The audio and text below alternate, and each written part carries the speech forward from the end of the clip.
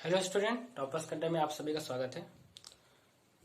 ठीक है, टॉपर्स अड्डा में आज मैं आपको पॉलिटिकल साइंस ब्रिटेन का संविधान आज मैं आपको पढ़ाऊंगा। ठीक है, ब्रिटेन के संविधान से संघ लोक सेवा आयोग की परीक्षाओं में 4 से 5 प्रश्न संघ लोक सेवा आयोग की प्रतियोगी परीक्षाओं में पूछा जाता है। ठीक है, और उत्तर प्रदेश पीसीएस परीक्षाओं में भी ब्रिटेन के संविधान से 5 से 6 प्रश्न पीसीएस की परीक्षाओं में भी पूछा जाता है। और जितने भी इंटेंस एग्जाम हो गए, जेएनयू, बीएचयू, एयू, उनके पॉलिटिकल साइंस का इंटेंस एग्जाम अगर आप लोग देंगे तो उसमें भी 7 से 8 प्रश्न इंटेंस एग्जामों में इस ब्रिटेन के संविधान टॉपिक से आते हैं। तो ये एक अच्छा टॉपिक है, इम्पोर्टेंट टॉपिक है। अगर आपके 7 से 8 प्रश्न आ जाते हैं तो ये एक अच्छी टॉपिक है, इम्पोर्टेंट टॉपिक है और आसान टॉपिक है, पढ़ने में आपको अच्छा लगेगा। ठीक है, चलिए आज मैं आपको ब्रिटेन का संविधान शुरुआत करता हूँ। ब्रिटेन के संविधान से शुरुआत करने से पहले मैं ब्रिटेन का परिचय देना चाहता हूँ। ठीक है, ब्रिटेन का परिचय। चलिए,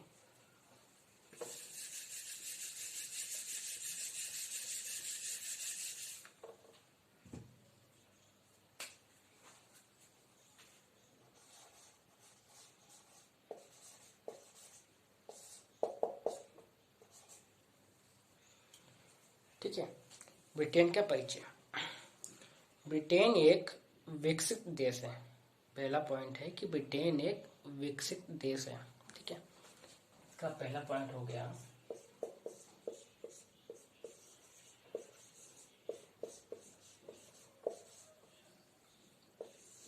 विकसित, ठीक है, ब्रिटेन एक विकसित देश है। ठीक है, इसका अगला पॉइंट है कि ब्रिटेन में संवैधानिक राजशाही का शासन चलता है। ब्रिटेन एक संवैधानिक राजशाही वाला देश है। ठीक है, संवैधानिक राजशाही। दूसरा है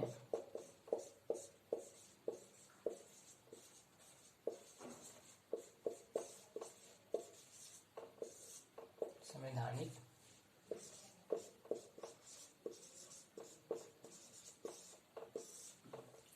राजशाही। ठीक है, सभी को आप लोग इसका स्क्रीनशॉट भी ले सकते हैं और आप लोग नोट भी कर सकते हो। ठीक है, और ब्रिटेन का संविधान ब्रिटेन यूरोप महाद्वीप के पश्चिमी तट पर स्थित है। ब्रिटेन यूरोप महाद्वीप के पश्चिमी तट पर स्थित है।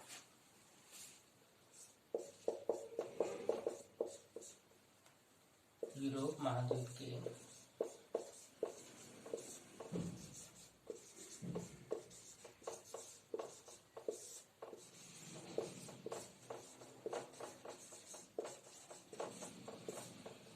ठीक है, ब्रिटेन यूरोप महाद्वीप के पश्चिम तट पर स्थित है।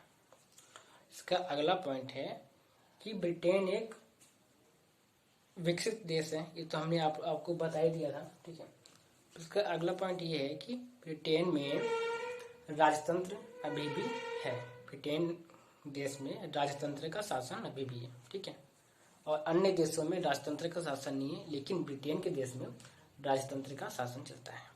ठीक है,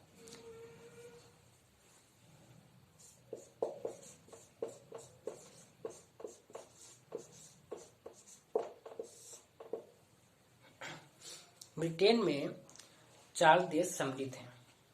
4 देश कौन कौन से हैं ये मैं आपको बताता चाहता हूँ।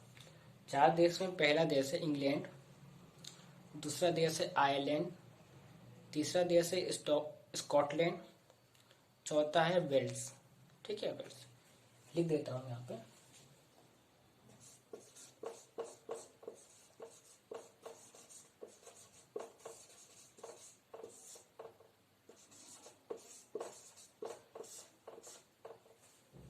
पहला है इंग्लैंड,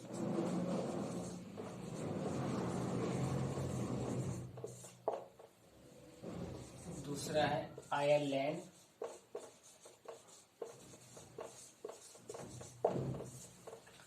तीसरा है स्कॉटलैंड,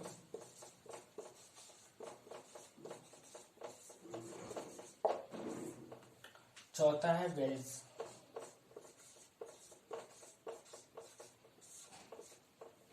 ठीक है, ब्रिटेन में 4 देश सम्मिलित हैं, इंग्लैंड, आयरलैंड, स्कॉटलैंड और वेल्स।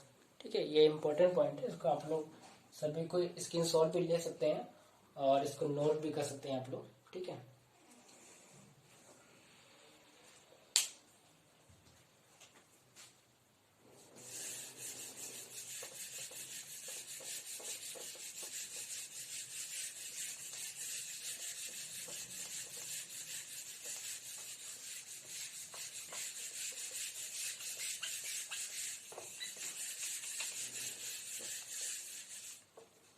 इसका अगला पॉइंट है कि ब्रिटेन की राजभाषा क्या है। ब्रिटेन की राजभाषा है अंग्रेजी, इंग्लिश। ठीक है, ब्रिटेन की राजभाषा है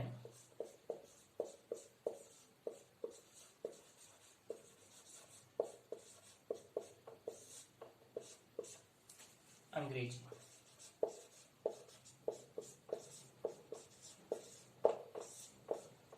ठीक है, ये भी आप लोग इस पॉइंट को भी नोट कर लीजिएगा, इम्पोर्टेंट पॉइंट है।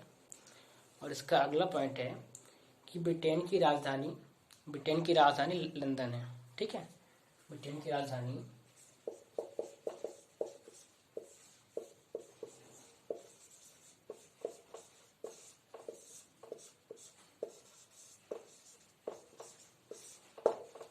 लंदन है। ठीक है, इसका अगला पॉइंट है कि ब्रिटेन देश का राष्ट्रगान क्या है। ब्रिटेन देश का राष्ट्रगान क्या है। ठीक है, तो ब्रिटेन देश का राष्ट्रगान है God save the queen.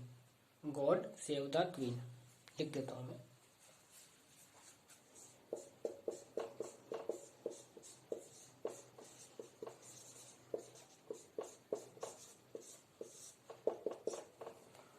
God save the queen. ठीक है, ये इम्पोर्टेंट है, इम्पोर्टेंट पॉइंट है। ये एग्जाम में पूछा भी गया है, ब्रिटेन के राष्ट्रगान के ऊपर प्रश्न आया हुआ है। ठीक है, अब इसका अगला पॉइंट है कि ब्रिटेन का क्षेत्रफल कितना है। ब्रिटेन का क्षेत्रफल भारत के राजस्थान राज्य से भी कम है।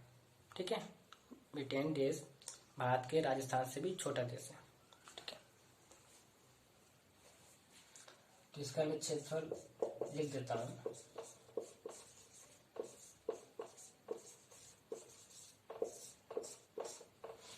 इसका क्षेत्रफल है 2,44,820 kilometre square. 2,44,820 kilometre square. 2,44,820 kilometre square. इसको भी नोट कर लीजिएगा, इंपॉर्टेंट पॉइंट ये भी है। ठीक है, अब इसका अगला पॉइंट है कि ब्रिटेन उत्तरी सागर, इंग्लिश चैनल और आयरिश सागर, इन सभी से घिरा हुआ देश है। ठीक है, इन सभी से, और अटलांटिक सागर, इन सभी से ब्रिटेन घिरा हुआ देश है।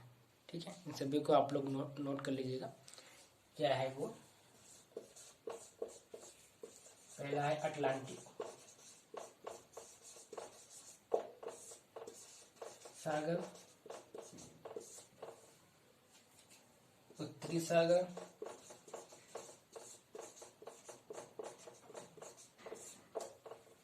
इंग्लिश चैनल,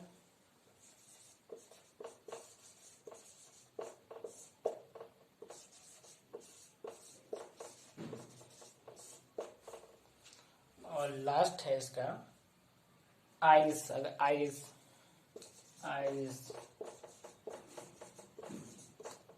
सागर। इन सभी चारों से वो ब्रिटेन घिरा हुआ देश है। ठीक है, ये पॉइंट हो गए, इन सभी को आप लोग नोट कर लीजिएगा, ये सभी इंपॉर्टेंट पॉइंट है। ठीक है,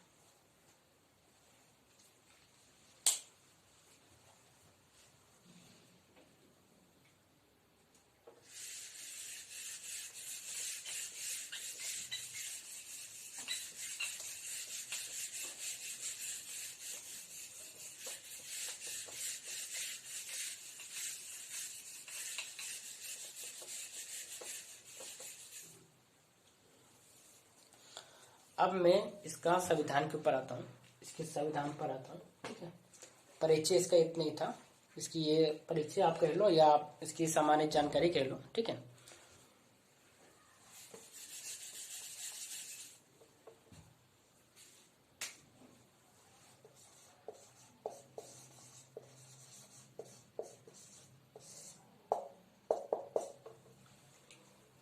अब मैं शुरुआत करता हूँ ब्रिटेन का संविधान से।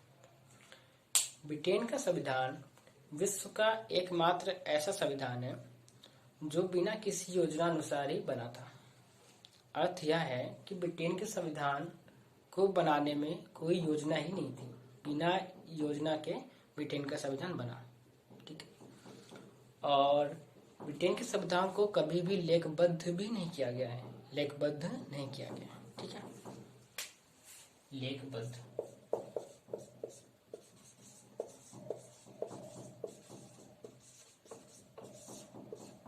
ठीक है, और इसका अगला पॉइंट है कि ब्रिटेन का संविधान एक अलिखित संविधान है। ब्रिटेन का संविधान एक अलिखित संविधान है। ठीक है,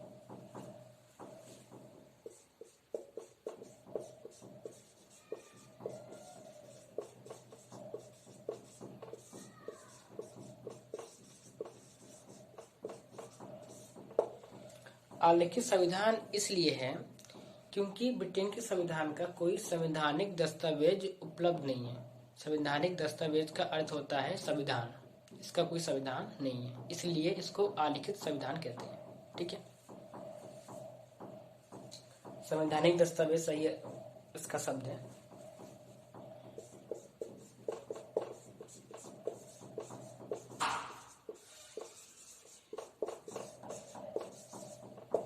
संवैधानिक दस्तावेज।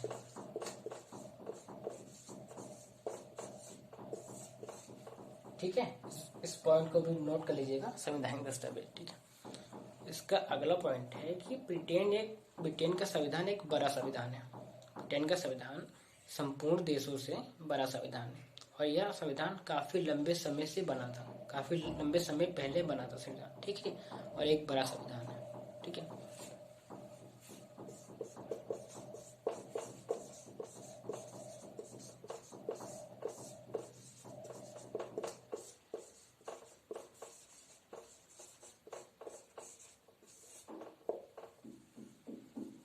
इसका अगला पॉइंट है कि ब्रिटेन के संविधान अन्य देशों के संविधान का जनक है।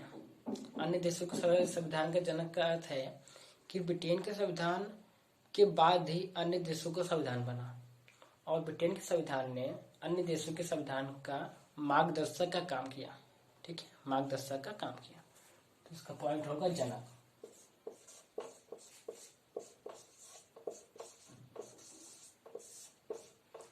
ब्रिटेन का संविधान अन्य देशों के संविधान का जनक है। ठीक है, ये हो गया पॉइंट आपका। अब इसका अगला पॉइंट है कि ब्रिटेन का संविधान एक विकासशील संविधान है। ठीक है, ब्रिटेन का संविधान एक विकासशील संविधान है।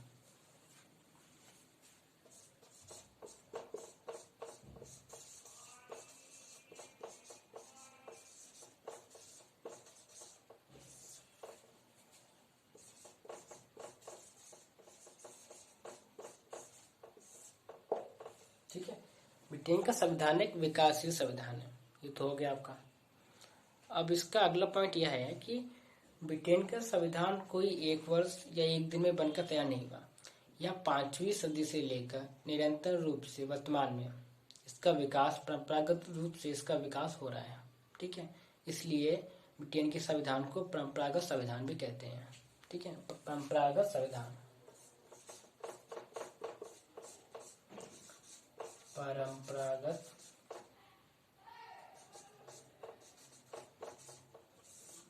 संविधान।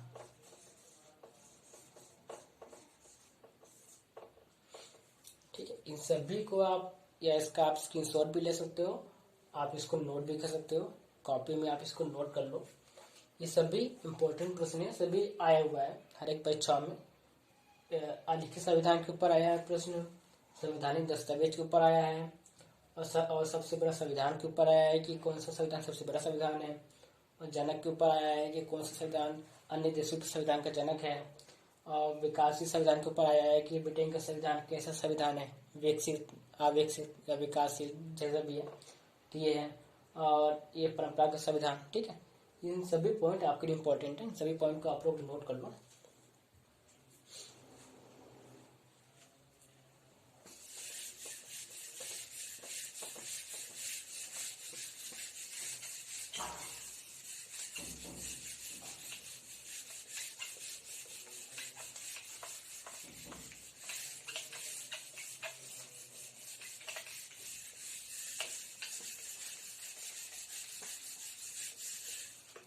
अब मैं आपको ब्रिटेन के संविधान की विशेषताएं बताना चाहता हूँ। ब्रिटेन के संविधान की कुल 7 या 8 विशेषताएं हैं। मैं सभी विशेषताओं को आपको बता दूंगा, ठीक है।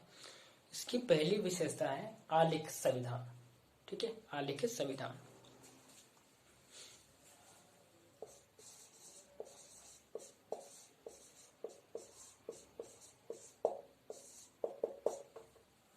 पहली विशेषता है आलिखित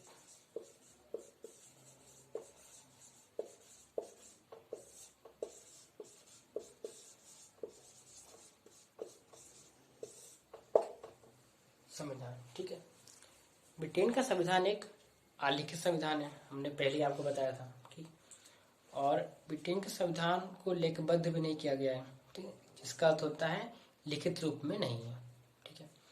और जहाँ पर अन्य देशों का संविधान लिखित रूप में है, जैसे भारत का, अमेरिका का, रूस का, अन्य देशों का संविधान लिखित रूप में है, लेकिन ब्रिटेन देश का संविधान लिखित रूप में नहीं है। इसका एक कारण ये भी है, आलिखित है, कि ब्रिटेन के संविधान का जो सरकारी कामकाज होता है उसके जितने भी नियम हैं वो भी आलिखित रूप में ही है, लेकिन अधिकांश नियम इसके लिखित रूप में भी उपलब्ध हैं, ठीक है। तो इसके जो सरकारी कामकाज होता है, इसमें इसका जो सरकारी कामकाज होता है उसके भी आलिखित ही है, वो भी आलिखित है, उसका भी कोई लिखित रूप नहीं है, ठीक है। ये हो गया आलिखित संविधान में, तो हो गया। अब इसका दूसरी विशेषता है परंपरागत रूप से संविधान का विकास, ठीक है, परंपरागत रूप से संविधान का विकास।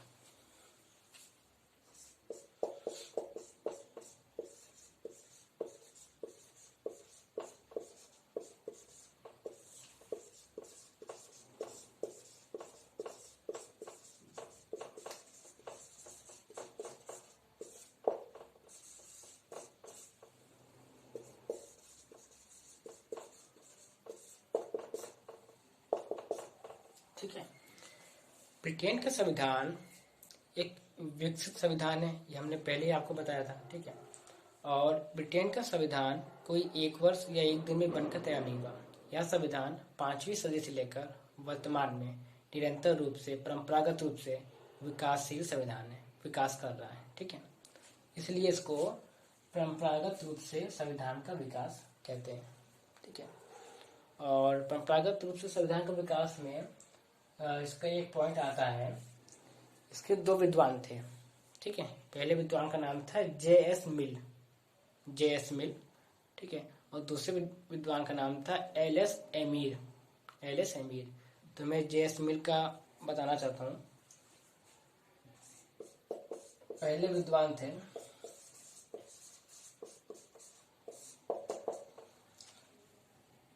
J.S.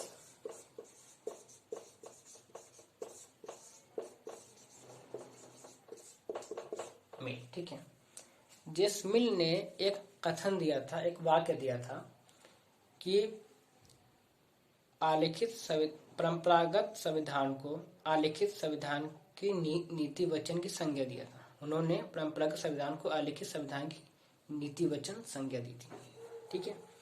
ये पॉइंट आप लोग नोट कर लीजिएगा, परंपरागत संविधान को आलिखित नीति वचन की संज्ञा दी थी। और दूसरे विद्वान थे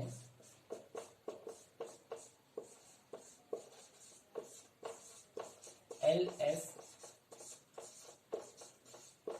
एमीर, ठीक है। L.S.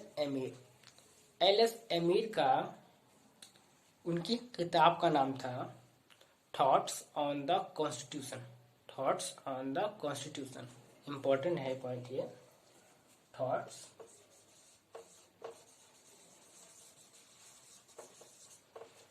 ऑन द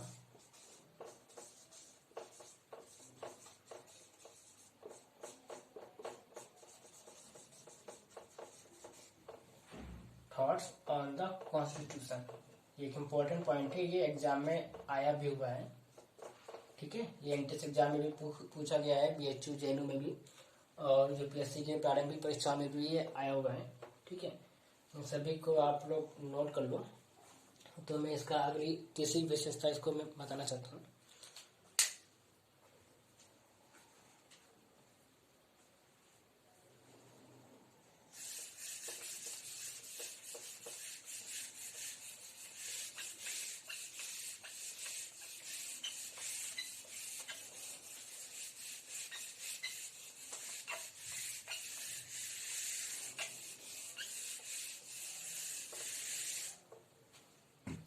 तीसरी विशेषता है लचीलापन।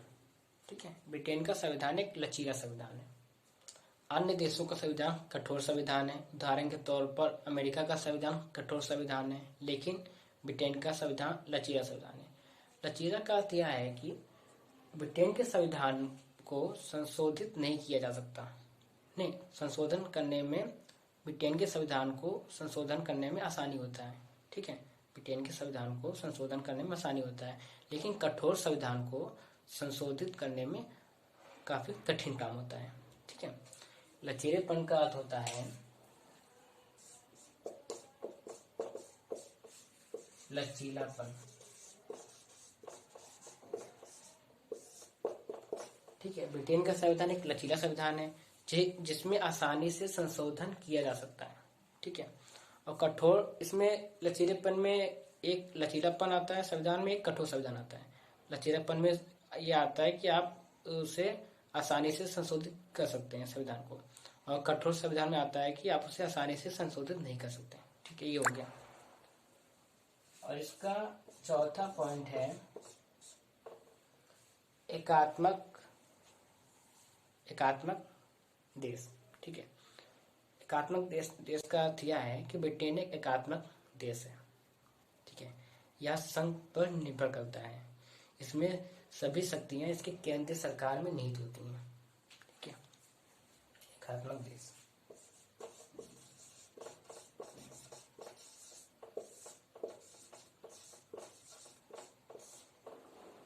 इसका पांचवा पॉइंट है अधिकार, कि ब्रिटेन के लोगों को क्या क्या अधिकार प्राप्त है। इसके मुख्य रूप से दो अधिकार थे, मुख्य रूप से इम्पोर्टेंट अधिकार दो ही हैं। पहला अधिकार है दैहिक स्वतंत्रता का अधिकार, दैहिक स्वतंत्रता का अधिकार, और दूसरा अधिकार है विचार और अभिव्यक्ति की स्वतंत्रता, जो हमारे देश में भी है। ठीक है, पहला है अधिकार है इसका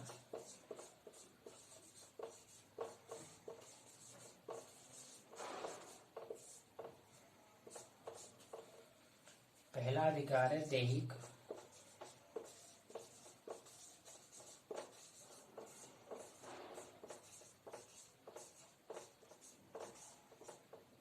स्वतंत्रता का अधिकार।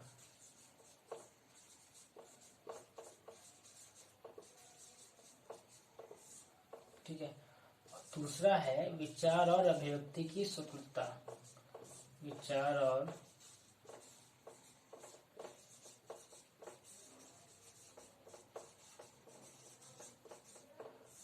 अभिव्यक्ति की स्वतंत्रता। ठीक है, अब आप इन सभी को नोट कर लो, ये भी काफी इम्पोर्टेंट है। ठीक है, एकात्मक देश, अधिकार, इसके इतने अधिकार है, लचीलापन, परंपरागत रूप से संविधान का विकास, और आलेखित संविधान। ठीक है, सभी को आप लोग नोट कर लो।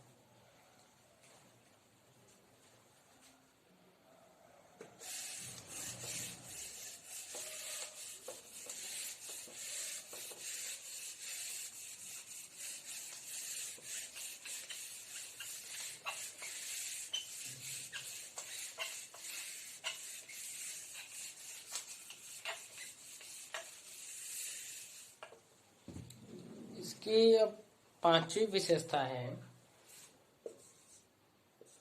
पांचवी शायद छठवीं है, संसदीय लोकतंत्र।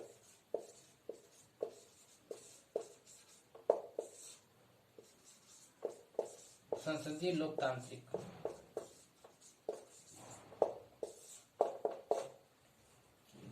ठीक है, इसका पॉइंट यह है कि सर्वप्रथम संपूर्ण विश्व में लोकतांत्रिक शासन प्रणाली ब्रिटेन में ही अस्तित्व में आया। ठीक है, ब्रिटेन देश में ही अस्तित्व में आया लोकतांत्रिक शासन प्रणाली। ठीक है, लोकतांत्रिक शासन प्रणाली।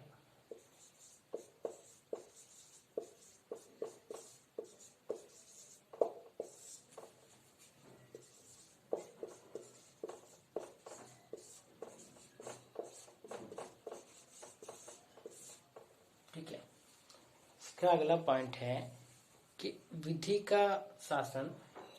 का जो शासन होता है वो सर्वप्रथम ब्रिटेन के संविधान में ही अस्तित्व में आया, तभी से अन्य देशों ने विधि के शासन को अपनाया। ठीक है,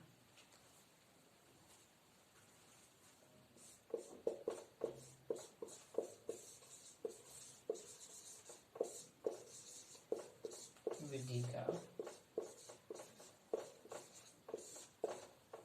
शासन। ठीक है, इसको भी आप लोग नोट कर लो। अब आता है ब्रिटेन की विधानमंडल का क्या नाम है। ब्रिटेन की विधानमंडल है संसद। ठीक है, संसद है।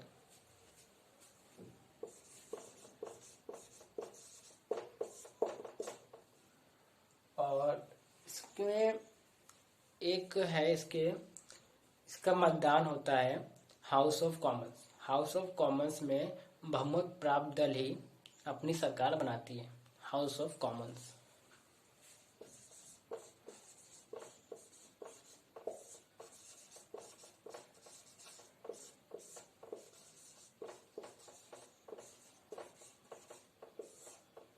ठीक है, हाउस ऑफ कॉमन्स, ये भी आप लोग नोट कर लो, इम्पोर्टेंट पॉइंट है ये। ठीक है, ये हो गया। अब इसकी सातवीं विशेषता है द्विदलीय शासन प्रणाली। द्विदलीय शासन प्रणाली। अन्य देशों में बहुदलीय शासन प्रणाली है, एक दलीय शासन प्रणाली है, लेकिन ब्रिटेन में द्विदलीय शासन प्रणाली है। ठीक है, द्विदलीय।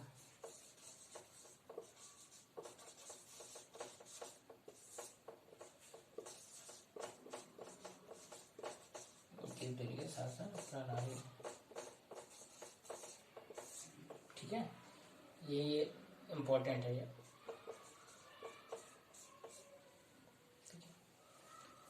और अगली पॉइंट यह है कि इंग्लैंड की गौरवपूर्ण क्रांति 1688 ईस्वी में हुई थी। ठीक है, इंग्लैंड ब्रिटेन देश में ही सम्मिलित है, इसीलिए इस टॉपिक में इंग्लैंड की गौरवपूर्ण क्रांति भी आती है। इंग्लैंड की गौरवपूर्ण क्रांति।